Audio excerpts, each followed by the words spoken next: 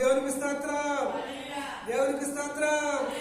ఇక్కడ ఏం మొరపెడుతుంది? తమ్ముడి యొక్క రక్తము దేవుడికి మొరపెడుతుందట. ఏంటి మొరపెడుతుంది చూడండి.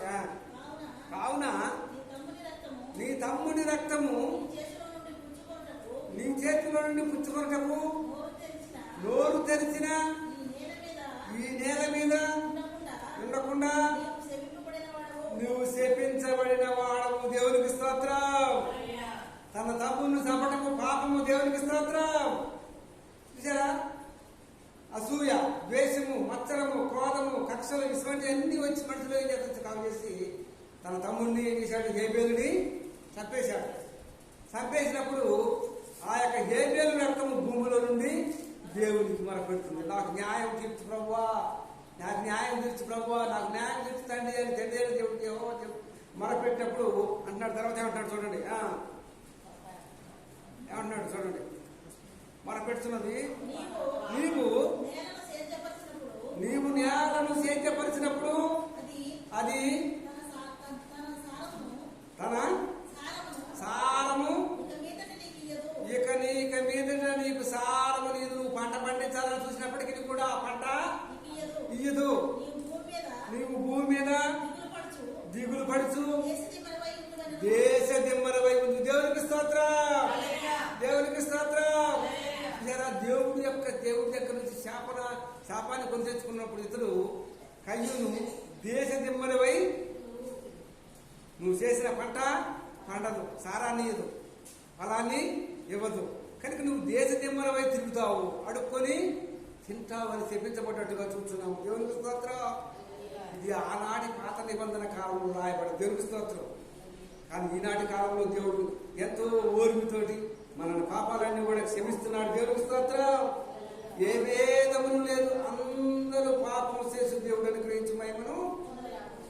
కనుక ఆ దేవుడి మహిమను పొందాలంటే ప్రభు సన్నిధికి వచ్చి అయ్యా ఆ రోజునే ఆ యొక్క తమ్ముడు కయ్యూను దేవుడు అడిగినప్పుడు, అయ్యా నేను తప్పు చేశాను, నేను పాపం చేశాను, నా తమ్ముడిని నేను చంపేశాను, నన్ను క్షమించినట్టయితే దేవుడు క్షమించేవాడేమో. దేవునికి స్తోత్రం. తన తప్పుని చేశాడు, కప్పెట్టాడు. దేవునికి స్తోత్రం. ఈ లోపల చాలా మంది తప్పు చేస్తుంటారు, ఆ తప్పుని చేస్తారు, కప్పెడతారు, కానీ ఏదో ఒక బయట పడుతుంది. దేవునికి స్తోత్రం.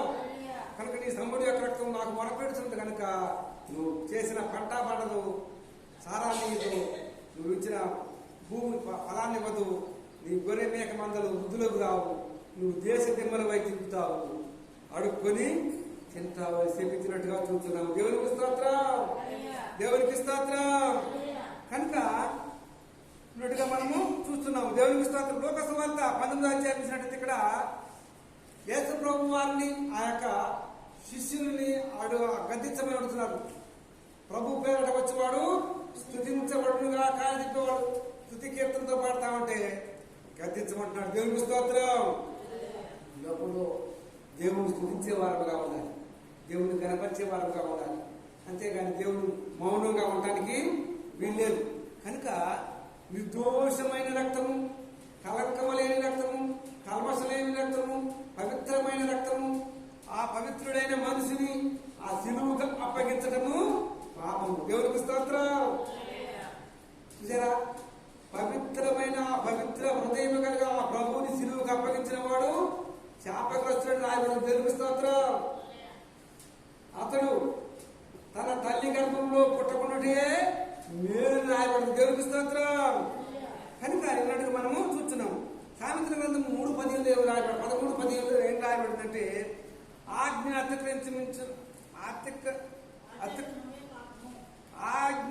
అతిక్రమించుట ఏ పాపము, సుబుద్ధిని సంపాదించుకును విశ్వాసఘాతకులుగా ఉండకుడి, మార్గము కష్టతరం అంటాడు. దేవునికి స్తోత్రం. సుబుద్ధి అంటే మంచి బుద్ధిని కలిగి ఉండండి. ఈ లోకంలో ఆజ్ఞను అతిక్రమించొద్దు. ఆజ్ఞ అతిక్రమమే పాపము, పాపముడు జీతము మరణం. ఆజ్ఞను అతిక్రమించారు. ఎవరు అతిక్రమించారు చెప్పండి?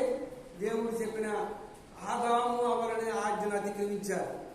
ఆ రోజు నుంచి ఈ రోజు వరకు అది మనల్ని సంక్రమించుకుంటూ వస్తుంది. అది సంక్రమించుకుంటూ వస్తుంది. కనుక ఆజ్ఞను అతిక్రమించడమే పాపము కనుక పాపము జీతము మరణం. అట్టి మరణము నుంచి విడిపించడానికి యేసయ్య ఆ పరలోకాన్ని విడిచిపెట్టి నీ కొరకు నా కొరకు ఈ లోకానికి వచ్చాడు. కనుక అట్టి పరిశుద్ధులైన రక్తంలో మనము పవిత్రులుగా ఉండాలంటే మనము ఏ పాపము చేయడానికి వీలు లేదు. దేవునికి